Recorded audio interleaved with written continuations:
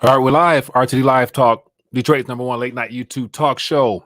Wanted to check in and to find out what's going on. Hope everyone had a good weekend and a lot of interesting stories making the headlines today. And so I would touch on what looks like the most important one to the American people as of now, for all those that have not been stimulated by that first round of stimulus that's been provided.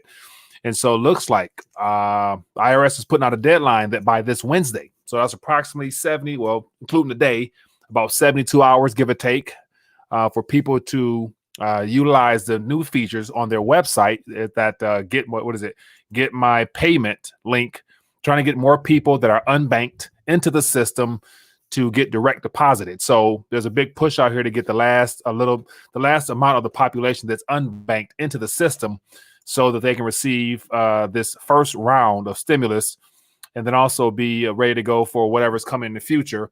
So I got a couple articles I want to touch on about those matters as well. So before I dive in any further, let me check in via chat, see who's tuning in. And as always, I want to open the phone lines up and would love to hear your thoughts and see what's going on in your world. So we got Victoria says, be careful of the new stimulus. For the Democrats wanted you tested and vaccinated for it. They're offering us good money. Yep. So it's, as I mentioned before, it's our preparation for that allowance they want to give us. And so no doubt that is the case. And of course, the House bill, HR 666. Yep, I touched on that this weekend. All a part of the equation. We got McLovin says, many are still waiting to get stimulated. Truth or nothing. Tony Blaylock, we live. We got Blunt News. We got Pad, Shirley. So how's everyone doing? Hopefully everyone had a great weekend here in the great state of Michigan. We're still experiencing some winter weather, so not much to do outside, but yet making the best of it. And so what I want to do, I have about 6 or 7 articles. I'm going to thumb through the titles and just bring it to your attention, share my little 2 cents on it, and then from that point on, open the phone lines up, and then we can get right into it. And so let me open up my screen here. And so actually, to really better understand, and so the article that I grabbed the title from, it's this video here. It says 20 million Americans still waiting for their stimulus checks. And so and once again, I've been mentioning the word stimulus for quite some time now. And outside of the way it's been used for this current crisis we're experiencing, it's been labeled as something that is, I guess, beneficial for the people. And so I thought, what better way to really get an understanding of what's going on other than looking up the actual word and getting it from an actual dictionary, because I titled it "Americans Waiting to Get Stimulated." And I'm thinking like, that might rub people wrong, or it might not set well with a lot of people. And so let me actually share with you a quick definition. So I type in stimulate. This is from Cambridge Dictionary. And so it says, one of the definitions, it says to encourage something to grow, develop, or become active. And so I'm thinking like, I'm not sure how this allowance from the government actually encourages people to grow or develop or become more of whatever, but for a play on words, sure. And then I thought about the second definition here, which seems more appropriate for the way it's playing out. It says to make someone excited and interested about something. And so definitely this subject matter for a good portion of the people that this was intended to reach, which happens to be, as the article says, low and middle income earners, those that might be the most impacted by this employment Armageddon we're experiencing. And so it says to make someone excited and interested about something. So I would imagine stimulus, when it comes to this definition here, a lot of people, for most part, are excited about getting 1,200 plus whatever. And then also whatever else might be coming down the line, but yet stimulus, it's underway. And so this here talks about just so far. And when I thumb through this, it has more so to do with highlighting the portion of the population that have not been utilizing banks up until this point. And so this is a push to get everybody in the system. And I mentioned this several weeks ago about wanting to make sure that all 300 plus million Americans are accounted for, and it all adds up so that they're in the system, so there won't be any hiccups or any glitches when they decide to roll out that next payment method, which is coming probably in phase 4. I think the Democrats and Republicans are working on that next round of stimulus that's going to be that monthly stipend or allowance on top of all the other things that come with that. But Here's just some information here. Nothing new, but just the fact they gave us official number. And then it goes even further now to the next article where it talks about the IRS issues a deadline for direct deposit info for this stimulus payment. And so I think I read an article earlier. I couldn't find it, but it mentioned something about, I think it said 8.4 million people have yet to receive their check in the mail, to my knowledge. And so those that 8.4 million people who have not received in the check yet, due to, I know I've heard stories about several post offices around the country are short staffed. So, you know, mail's backing up in a lot of the postal service areas. And so this is a way of saying, hey, you could have avoided all this if you had just went to irs.gov and did the get my payment link. You'd have been fine. And so last push to get the people into the system. And then it says here just more details. It says Wednesday is the last day to request direct deposit for stimulus payments. So after noon, this upcoming Wednesday at noon, the IRS makes it look like that's the cutoff point where you will not be able to, as it says here, the IRS says individuals have until noon on Wednesday to submit bank account information for direct deposit. People who are owed money but whose bank accounts details are not on file will eventually get a check in the mail, but it could take weeks. And so once again, as I said earlier, 8.4 million people have not received it. And out of the 20, it looks like it could be something where it takes several weeks. And I'd imagine there's probably a lot of people just excited, as I gave you the definition earlier, to make someone excited and interested about something, stimulus. So there's a lot of people out there excited about getting that for, you know, the need they might have immediately, or just to use it for whatever else they want to use it for. So, and then here another article says 130 million stimulus checks have gone out. Here's which states got the most currency. I can't even use the word money anymore because the dollar has been weaponized. And so it's not really going to be something people will look at as a good medium of exchange in the next several months, several years. So give you an idea here, it says IRS has released states that receive the most currency. And so I'll scroll right down to the visual aid here. Let me know if your state's on here. Of course, your state's on here, but let me know if it's one of those states that received a lot of funds. And so here we have, let me zoom out a little bit. And so here, the great state of Michigan is up there, up top. And so, some of California, Texas, Florida, New York. And so I would have imagined for some reason that had been the states that were labeled as the most impacted directly as far as the medical cases or whatnot. But I guess that's not the case. But then we have all these states over here, Montana, Rhode Island, Delaware, South Dakota, North Dakota, Alaska, where they're relatively small. They haven't received much. So either those are the states that are backed up and not receiving checks, or population is not as great as all these other states here. But Michigan, high up on the list. And California, leading the way.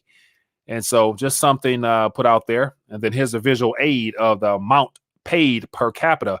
And of course, Michigan is leading the way with approximately $755 at the probably the least case. And then California towards the bottom. And then not sure where else is. Everything else falls into place. So there we go. That's just some things that I thought that was worth bringing out, because I've seen people in the chat talk about, hey, Mike, still haven't gotten my stimulus yet and stuff like that. So I guess if it's something you want right away, they want you in the system. So go ahead and fill out your direct deposit information to the IRS, and you can be stimulated this week, perhaps.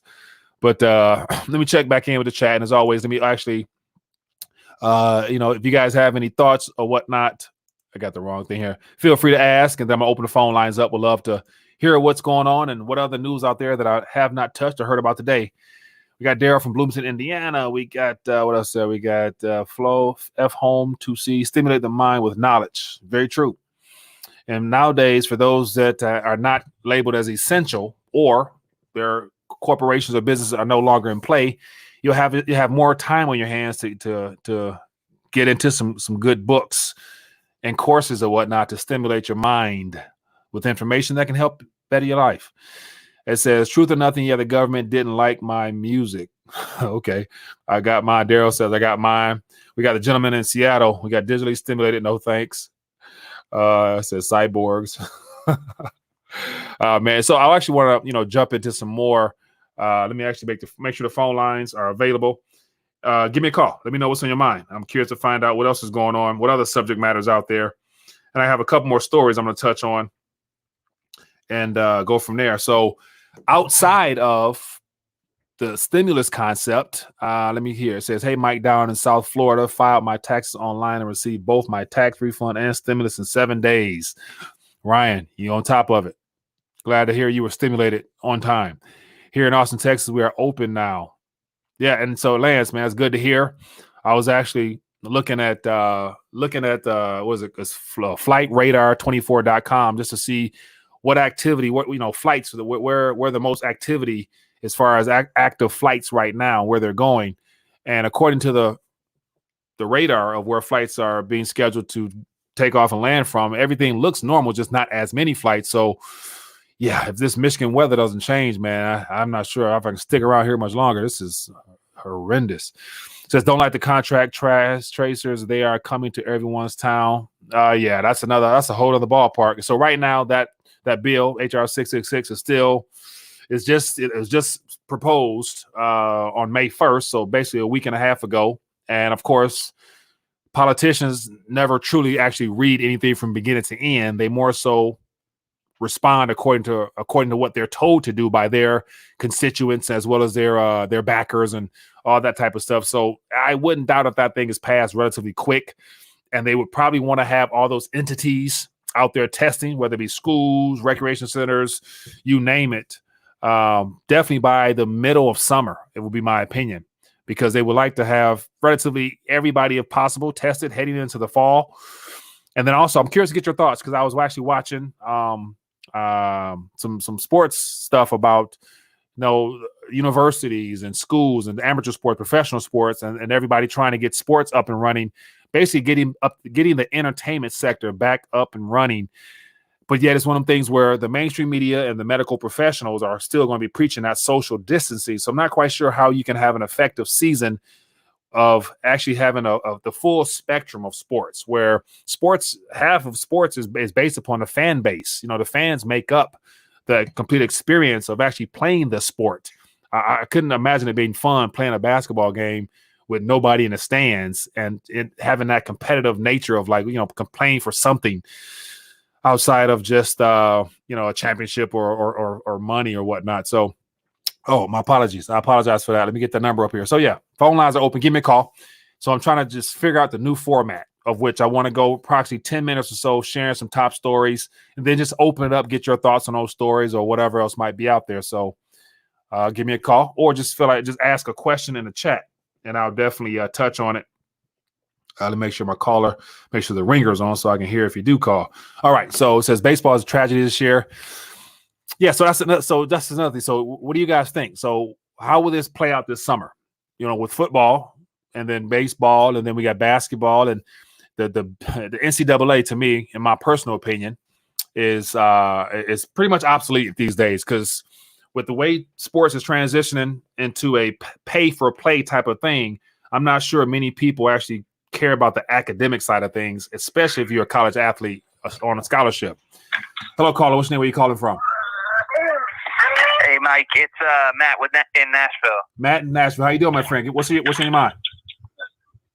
Well, I know that you've talked about it before, and I know that I've listened to Gregory Manarino and Mike Maloney, and George Gammon's even gone into detail about.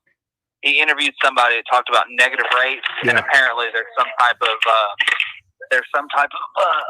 chart or something where the Fed actually responds. It doesn't like set the rates. It actually reacts, and I forget what it's going off of. But I was wondering what is negative rates? How can we benefit from negative rates? And I'll hang up. My kids are playing with toys and stuff and super loud in the background, so I hang up. But I just want to know how do me and you benefit from negative rates? What's the way that we can take advantage of that? All right, my man. Appreciate the call. I appreciate you letting me call, man. Thank you for calling in. Thanks for the question. All right, I'll see. All right, great question, man. I appreciate that. And so, actually, I had an article. I'm going to try to pull it up here, where the Federal Reserve basically they're not proactive, they're reactive. And so, based upon the spread on the government debt, whether I think it's a 2-year Treasury yield, based upon the trajectory of that is how they pretty much price the future expectations of rates. So as of right now, it's kind of baked into the cake that negative interest rates are more than likely going to occur based upon the current debt levels and the yield heading negative in and of itself. And so I think it's by November or January, the future rates priced in, according to what the futures markets are pretty much saying that is a reassured guarantee. And so that's kind of where that's heading. And there's a graph. Let me see. I can try to market C's. Okay, here we go. Here's something here that I'll put up on the screen. But yeah, so as far as how to take advantage of negative rates, and that's one of the things where outside of just the unconventional information that all the alternative media people share, we have those that are in the specialized field where they know how to trade the markets and whatnot, get in, get out of things according to how they assess the markets. Then you have those that are your average layman person that don't have a specialized skill set to take advantage of negative rates directly. And so precious metals, gold and silver, of course, will be a heavy recipient in that because the world will respond in a very unfavorable way to the current reserve currency taking their interest rates negative, which is basically putting Uncle Sam in a very favorable position to further borrow with not having to pay back at the same cost it would if it was positive rates. So what that means for us as savers and investors is that those that utilize debt to their advantage can actually borrow at much cheaper costs and use that to profit off of in whatever avenue they're choosing to invest in. But yet it's one of the things where the banks now will be in a position where they're going to take on more of the burden of being responsible for your currency. Therefore, they're going to start finding out ways to start taxing, which they're doing right now in the EU. So a great example would be to watch what's going on in certain countries in the EU, how they're passing on those costs directly to depositors to where it's now, it was like $1 million. Now it's 100,000. So anything above 100,000, the depositors have to pay basically a tax to hold their currency there, which ultimately is just an extra tax on top of the inflation as it picks up. So the ultimate thing is, in my personal opinion, and I mentioned this a couple of weeks ago about, we hear on the mainstream news about the need to practice social distancing. I introduced something that I think is relatively, it's something that more people should start practicing, which is called financial distancing, where you are actively removing yourself out of this old system is in the best way that you can by unplugging from the matrix in a direct way. Like all your investments, unless you know what you're doing, unless you're an active trader and you're willing to take the risk upon yourself, minimize your exposure to things that you can't outright hold in your possession or control directly. So how can you take advantage of it? Knowing that banks are going to start charging you, is it wise to keep money, lots of your currency inside the banks? That's for you to decide. But it's one of the things where if you're not getting anything on top of it, but they're taking from you, what are they good for?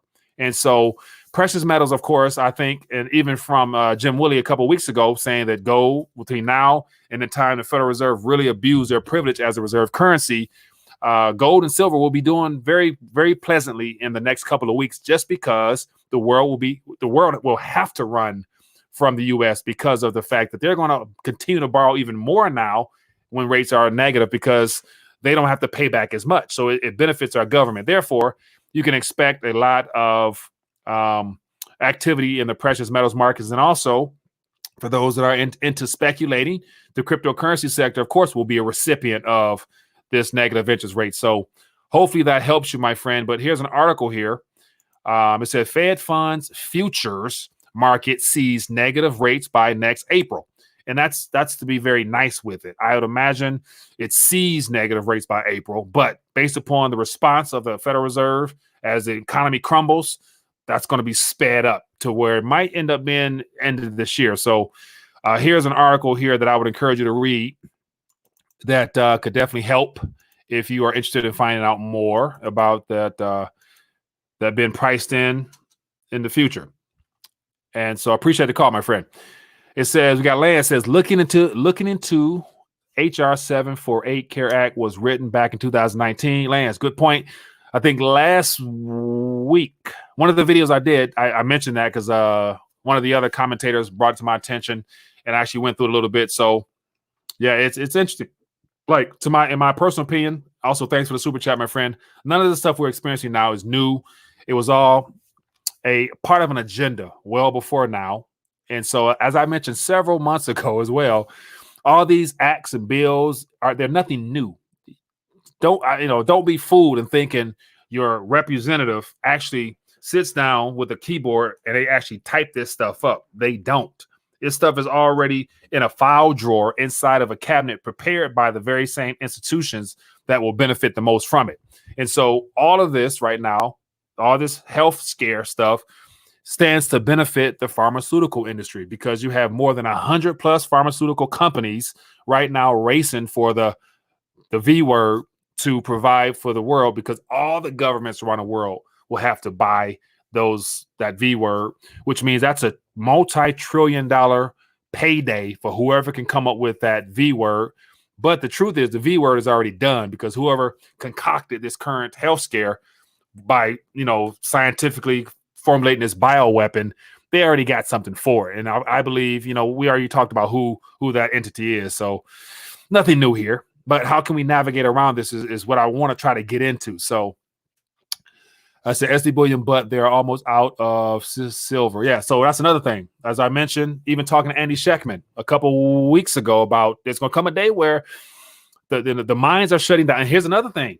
I was watching a video this weekend about the mining, junior miners or whatnot. And just recently, a country that's has some mining activity in it, they nationalized one of the mines. I'm not sure the company, but expect governments as they close their. So here's the thing: if you're a government that's under pressure economically because your economy is crumbling, so you got to find ways to pay for all this stuff within your country. You're not going to have private companies coming into your country raping your ground for all the natural mineral resources and then sending it back to some shareholders of a mining company without saying, hey, like this is our goal in our country.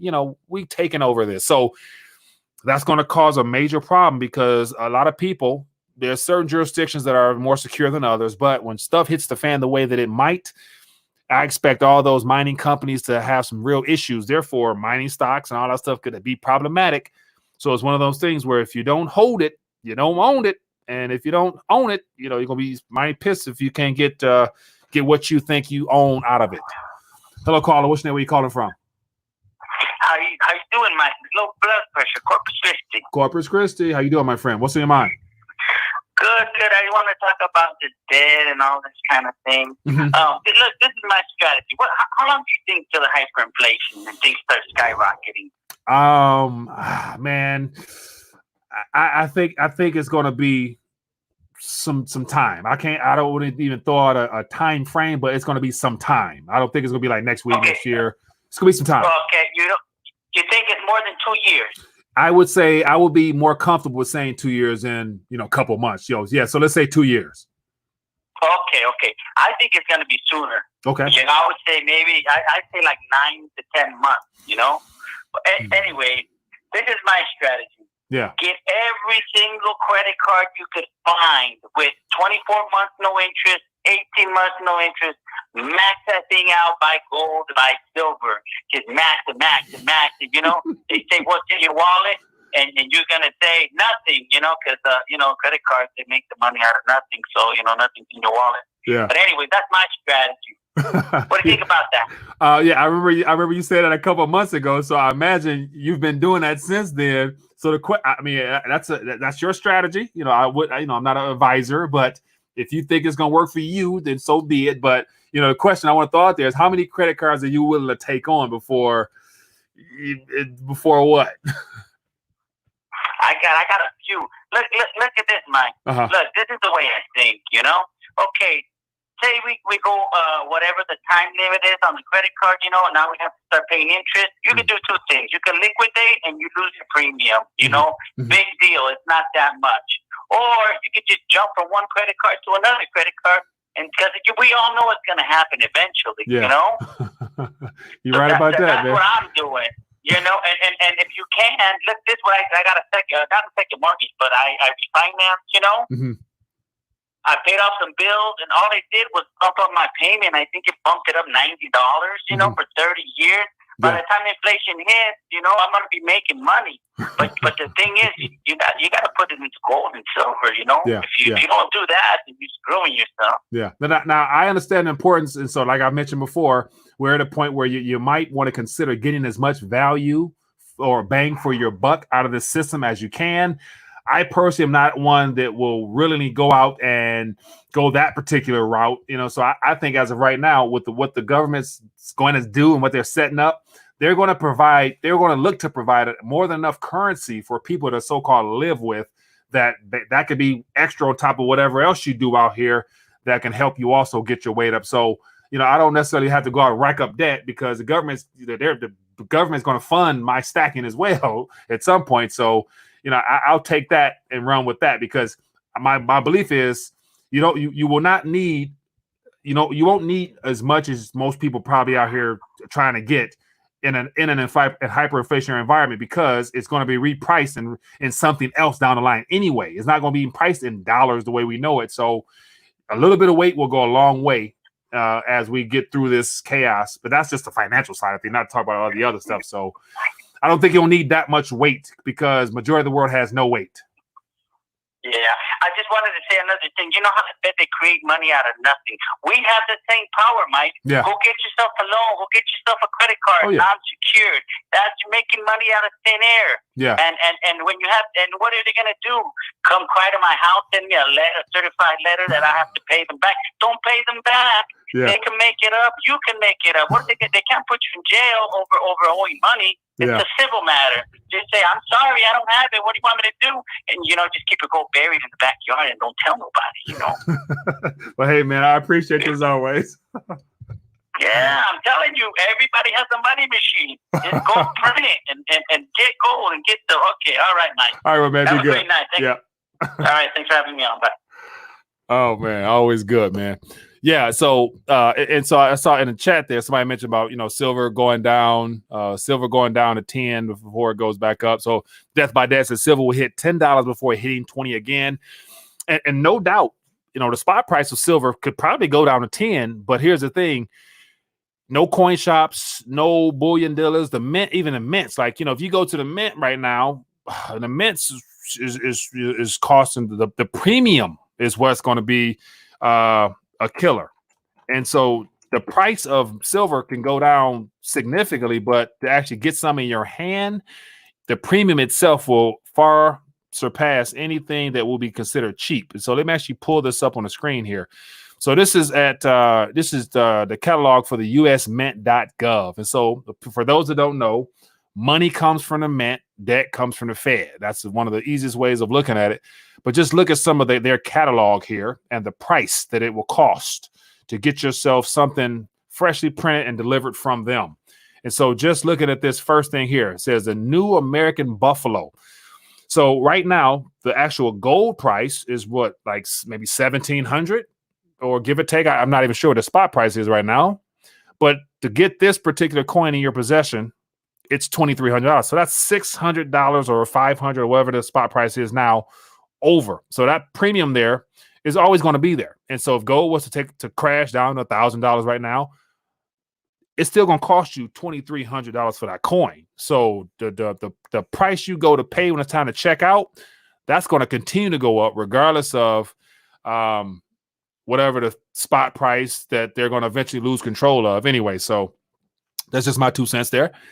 As always, give me a call. I'd love to hear your voice. Let's talk a little bit. How much, it says, how much is enough weight in silver for someone bringing in $70K a year? Anthony, man.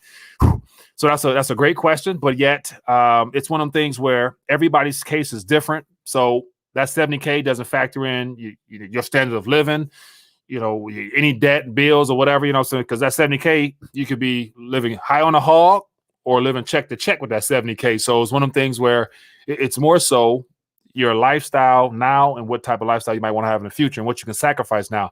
And so everybody, you know, everybody's case is different, but I got my 3 S's: save, spend, speculate. And so out of that 70K, whatever disposable income you have, and it's just me personally, when I say save, I'm talking about saving that hard stuff. I don't like to save that paper or digital stuff solely. So, and then you got to keep something to spend for your everyday.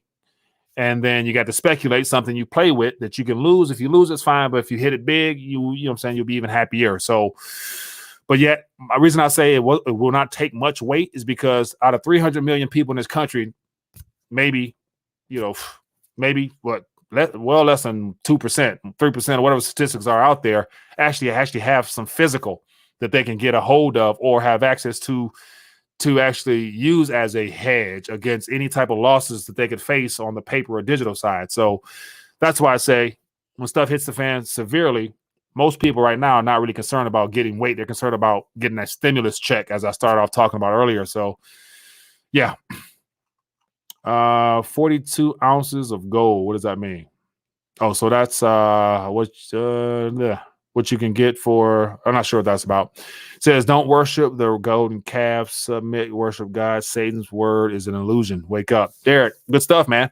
And so, yeah, most of the information shared here solely is just the practical. It's just practical stuff in regards to our financial matters. I'll never go above and beyond, screaming that gold and silver is going to save you, because it's not. It's just a tool. It's just something that God has given us to utilize as a medium of exchange and a storage of our value and energy, but yet you can't take it with you. So, I would not don't base your life upon accumulating metals as if it's going to, buy your way into heaven type of thing. Rethinking a Dollar says maybe a better way to ask is if one has 1,000 per month allocated to savings, how would you split it? Great question there. And so if you have it allocated to savings, once again, that's a good question to ask. It's according to your scenario, because I can be open about my lifestyle in that I am not one that likes all the glitz and glamours and all that stuff. I hate owing people, so I have very minimum debt. Like, I don't want to owe nobody nothing, and so I don't have any toys and bells and whistles that are taxing on my life. So I try to keep as very few hands in my pocket as I can. So I personally, out of that 1,000, would have more to play with because I don't owe nobody. It's nothing extravagant anyway, and I don't need any toys. I don't go shopping and do all that crazy stuff. So I could put more towards stuff that I'm looking forward to hopefully growing in the future. So it all depends upon, your willingness to sacrifice now for hopes of having something greater then. So that's different for everybody else. But for me personally, just to keep it safe, those three S's: save, speculate, spend. Out of a G, 300, give or take, set aside for automatic deposits and withdrawals for your bills, your cell phone, whatever. 300 to save in the form of, get yourself some weight. You got the RTD coin, of course, or you got your silver rounds or whatever you like. And then if you have that extra that you want to be able to put out there, educate yourself first, you can speculate. As I mentioned, the miners and all stuff like that, hit or miss, because you can't really control what governments do in foreign countries if they decide to nationalize mines. So I don't play with that. When it comes to the blockchain space, there's a lot of projects that interest me. So I don't mind throwing something towards that because, from my experience personally, having been involved with that for several years now, I've done better than I've done bad. So my experiences have been relatively good. So that's just me. So I will break it up into threes. It says Atmex has buffaloes for 2 G's. So it's good to say if they got it for 2 G's, you probably wouldn't be going to the mint to get that. But those buffaloes come from the mint. So Mike's shirt is the bomb. Americas, I appreciate you, my friend. It says, I hear silver price will drop because the economy is shut down and demand for it is low.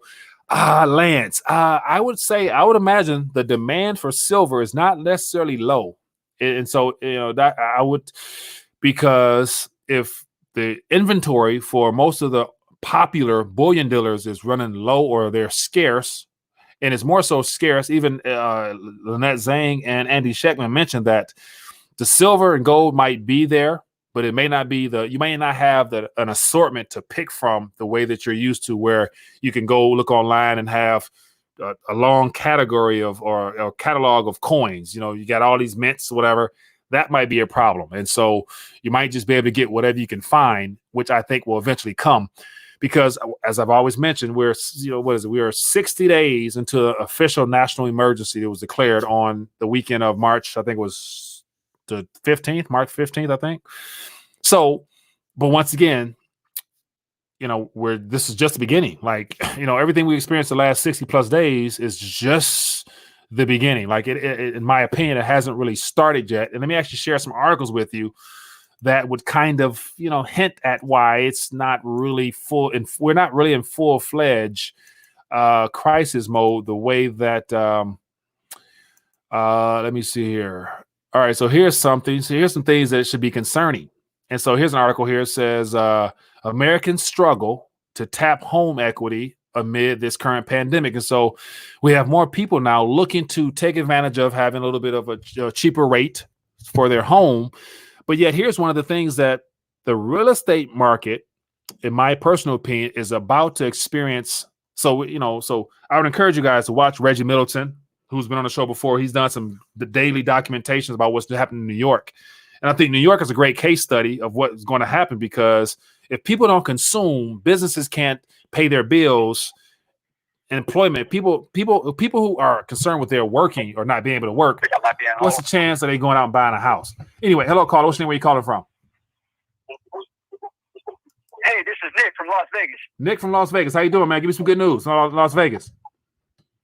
Everything's starting to get a little normal here, but I did have a question or a concern. Yes, sir. Well, if they roll out this UBI and they get us hooked on it, yeah. What if they go ahead and they stop it if you don't get the mandatory vaccine? That's probably very likely. That's probably a possible scenario. Yeah. So that's something that, I would imagine I would prepare for that, as opposed to thinking it's just going to be ongoing forever until, like, there's going to be some stipulations and some requirements that they're going to want from the people with that, I believe. And so what are your thoughts on that? Hello? Hello? Yeah. So what's your thoughts on that? Are you anticipating that as well, or no? All right. We lost them. So, yeah. So no doubt, in my personal opinion, that is something that will probably be baked into the cake. Nothing will be given out for free without there being some type of expectation on you forfeiting or signing over your rights or whatever in some capacity. So I would expect that. And that's another reason why I would mention, people to cut back on some of those extras now and be able to set aside a little bit more in case that comes about. It gives you a little more leeway. Hello, caller. What's your name? Where you calling from? Kevin from Sarasota. Kevin from Sarasota. How you doing, man? What's on your mind? I'm doing much better. Hey, listen, I just want to know, what are your thoughts on someone purchasing 50 acres and then basically offering not even parcels, but just like a community contribution to making a colony to get out of the system? So that right there sounds like a great plan. And if you could actually get 50 acres in your possession that belongs to you, deeded to you, all that stuff like that, then that's definitely something that I would imagine would be a great investment long term. And then the community side, I know there are groups or whatnot out here now that's forming their own little communities or whatnot. Problem is, you're still within the jurisdiction of whatever city or state where no matter what, you're still going to be lumped in to whatever the government orders might be. So you won't necessarily be null and void from the orders that's passed down from the city or state or government. So, but it's a good start though. Like I would like to find out more about programs like that for sure. Yeah, that's kind of, I want to kind of start I don't know if it's a YouTube or a GoFundMe thing, but have people send me in either gold, silver, and I will open those letters on camera and then deposit it in an irrevocable trust, and then I'll purchase the 50 acres. And then those people who have sent me that, I will either acknowledge them or, they will send me their information. Yeah. And they will have I mean, if you want to call it a share or whatever it is in the property. But I really do think either the tiny house movement or the container house movement. Yeah. Because I don't want people living in tents. I want them to live in a rigid structure of some sort. Yeah.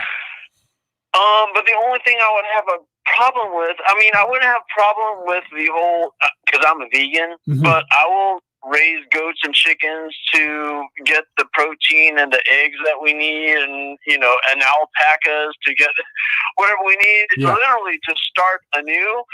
But the only problem I think I would have to solve is the sanitation issue with people defecating, for the best word of it. Well, watch this. I have seen that if you separate the two, like urine and feces, and if you put it in the sun or whatever, you could turn the feces into fertilizer. Okay. So watch this. Let me cut you off there. So watch this. So that project there sounds like something, if that's something that you're like passionate about and want to do more work into, definitely keep us informed, because it's definitely something that I think people can look at in a way that could be productive for our community. So keep us in the loop, my friend. Well, I mean, I know it's really left field, but it's only like-minded people that can make this happen. So Definitely. I got to find them. Definitely. So yeah, keep us posted, man, and let us know how it goes. And definitely, I would love to find out more about it. All right, Mike. All right, keep be it good. up later. Thank you. Yeah, man. I appreciate that call, an idea of trying to be proactive and get something going. And what else? So we got a couple more minutes and we'll dial back. And let me see here in the chat. It says too much. Sounds like, hey, it says what? Damn. You don't owe anything. The money is fake. It says make a homemade septic system. It's really easy. It says gold is money. If king, silver is the money. Let me see what this one is. Hello, caller. What's your name? Where you calling from? It's Baby Money Bags from Killeen, Fort Hood, Texas. Money Bags. How you doing, my friend? What's on your mind? I got a question I want to see how come no one's talking about. All right, go ahead. Now, you know when Trump signed the national disaster, right? Mm-hmm. All right. When he signed the disaster, who took control? Who took control? I would say it gave him the authority to oversee some things. I don't know the full-fledged answer to that, but share if you know. Well, when you look at the books, when he signed the national disaster, FEMA went into power. Okay. And when you go and look at what FEMA controls, it will open up a bigger, broader picture. That's something you just might want to look up in your free time. Yeah. Because FEMA right now is in control of a whole bunch of stuff up under the national disaster. That's why Trump seems like he's not doing too much, because he can't. Okay. But I'll let you take care of that offline, man. I appreciate it. Yeah, for sure. So while you're talking, I just typed in National Disaster Act, and so the Stafford Disaster Relief and Emergency Act. So I glanced through it, but yet I didn't go through it in depth. But I see FEMA jumped out. It says physical assistance, so I'll definitely jump into that more. So I do have it right here in front of me. So something worth looking into, my friend. So I appreciate that. No problem. Thank All right. you, man. Yeah, be good. Yeah, so that's definitely something good. So I was aware of that, but didn't know the full-fledged details of it. But apart from FEMA, me hearing about FEMA, the disaster relief, and all the things that they've been overseeing, hell, since even during a hurricane time frame, I never really dived in deep to go in depth to find out what exactly is going on with FEMA. So I definitely will be cool to find out more about that. If anybody have any thoughts to know, or is there any FEMA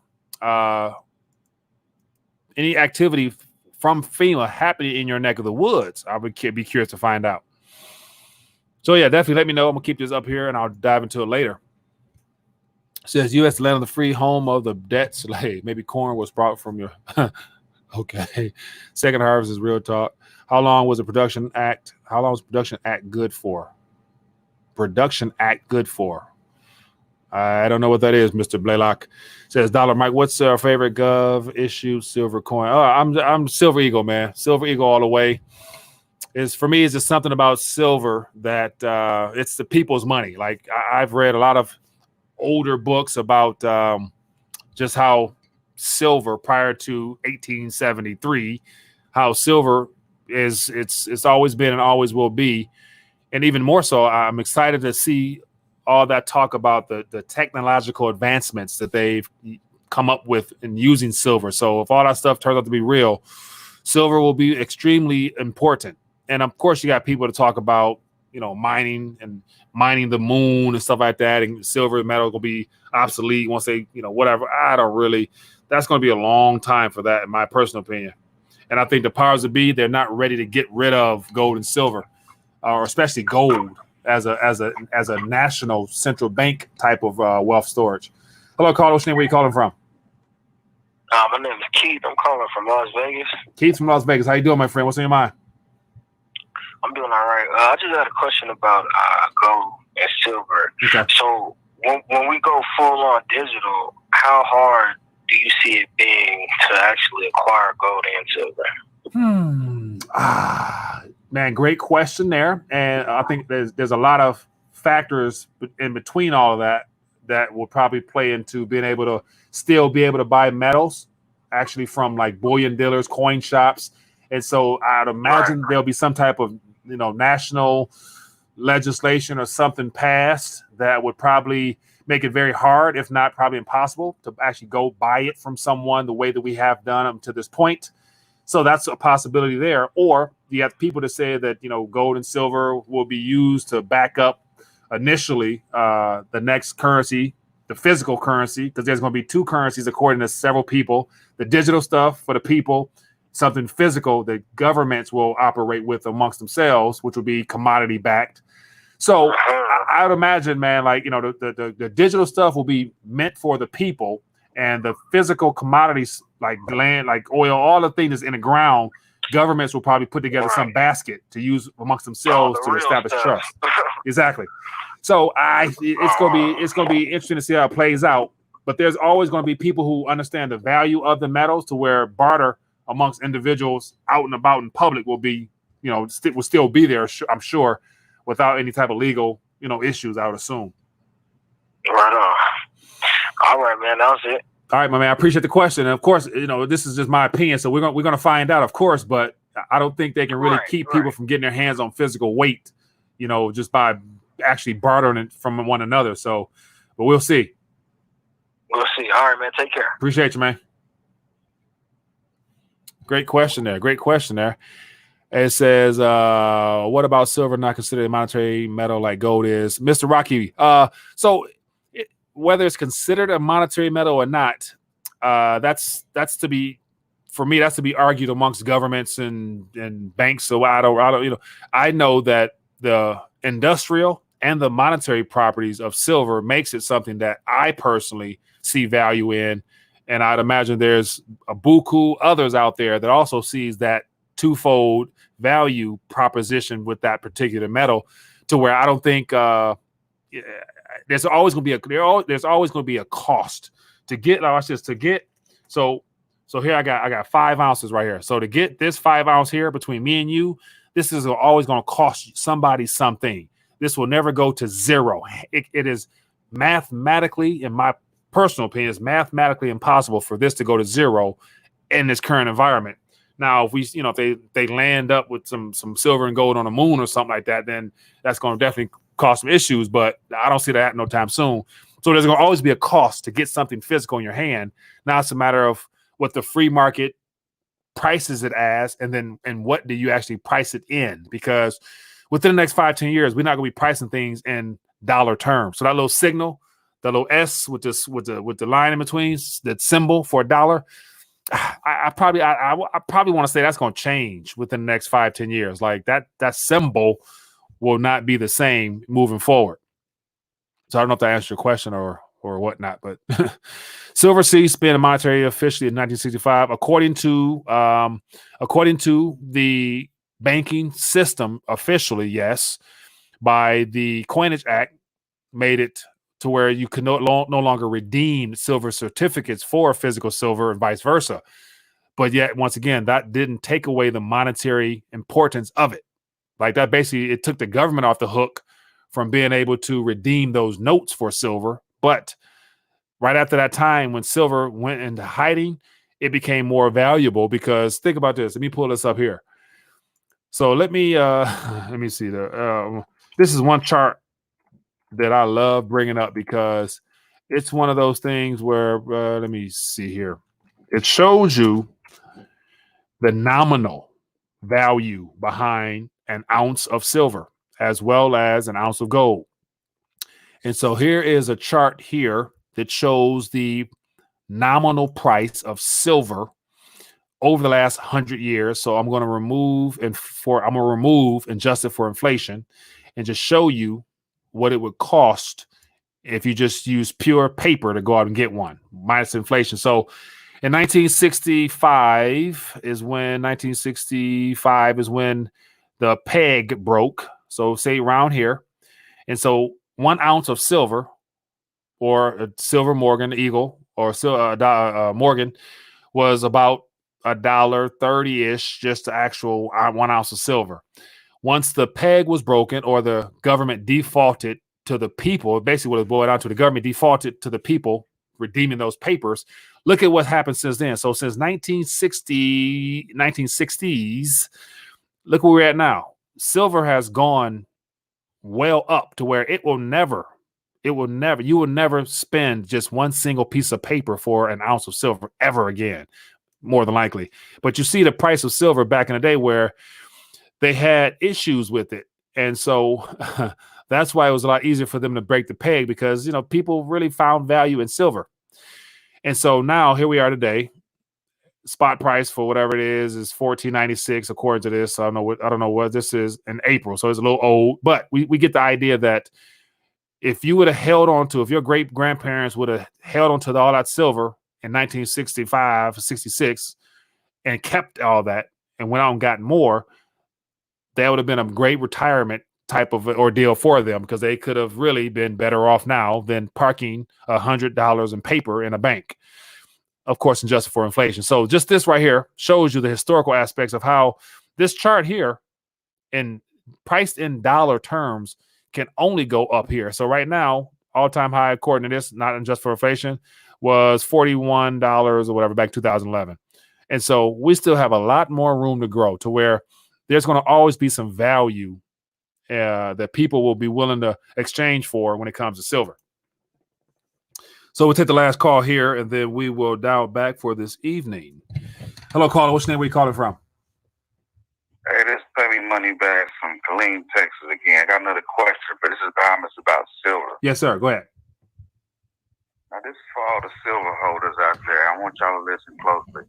Now, the government's trying to cut back on the money laundering and everything. I'm going to use a scenario as pit bulls because I got family members who do that. Mm-hmm. I can show you 2 pit bulls. You look at the pit bulls and you know that they're pit bulls. You know, like, okay, that's a pit bull and this is a pit bull. Mm-hmm. But you're going to only want the ones that have paper. You're like, okay, I can see where this is coming from. It's AB this or whatever. You like, this is authentic. Versus you see that this is a pit bull, but I have no proof of what it is. Now, what if they do silver like that in the end where they say, okay, now they do a game changer by saying that y'all have silver, but we're going to only accept silver that has some paperwork back because we don't know where this silver came from. It was money laundered, like people who bought out a pawn shop. Yeah. Like so forth and so on. Like how is that going to be handled? Great question. I'll dial back and let you handle it. All right, man. I appreciate that. I'll answer off air. No problem. All right, thanks.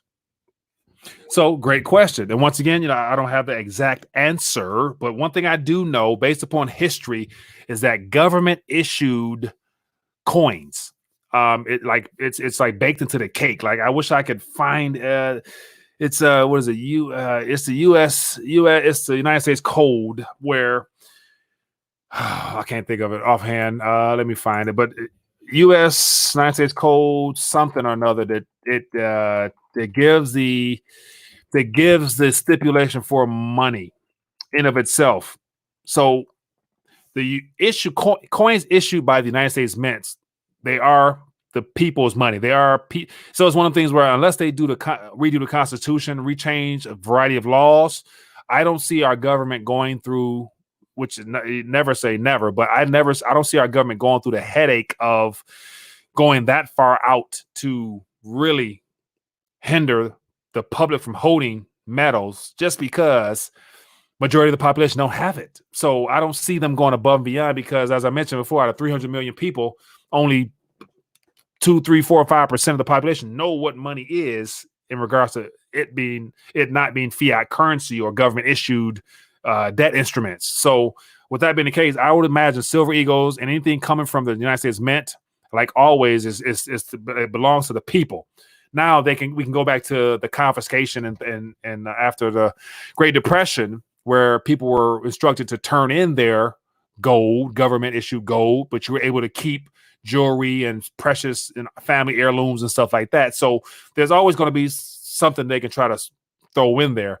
But then it's going to boil down to actually being able to have law enforcement to oversee that. So they can probably pass a law saying that you must turn in anything that's not government issued, you got to turn in. Okay. But once again, unless they're going to go door to door searching, and on top of that, unless you know who has what, I think the government's going to have a lot more problems to worry about than actually finding out who owns weight and who doesn't. But that can all be made up simply when it's time to go back into some type of store. The laws will be different to where they're going to tax you excessively if you go back that route. So that's why I think more people will probably be willing to go directly to the person who knows the value of it, verify it's real, and then do business that way. So I imagine that they can throw whatever type of law they want to throw on the surface, but being able to enforce it and then having the people buy into it will be no different than the executive order that confiscated gold, where apart from them going to certain deposit boxes and going inside of them and whatnot, an overwhelming majority of people who never really had much anyway didn't bother to turn theirs in. So I wouldn't put it past law enforcement trying to come up with something to do that, but got to be able to enforce it as well. And that's where I think by that time we may be experiencing so much chaos. I don't think that's going to be the last thing on their mind, I would imagine. So, but that's just my 2 cents there. So with that being the case, let's get ready to dial back. It's been great as always hanging out. And I want to actually put up some stuff here for those that might have interest. And so as always, if you want to support the channel, as I try to do is show the supporters of the channel via Patreon a little love. So I'll put this on the screen here.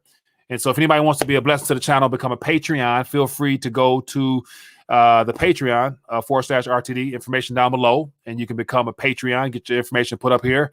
And so it's my way of showing my appreciation for those that are a blessing to the channel.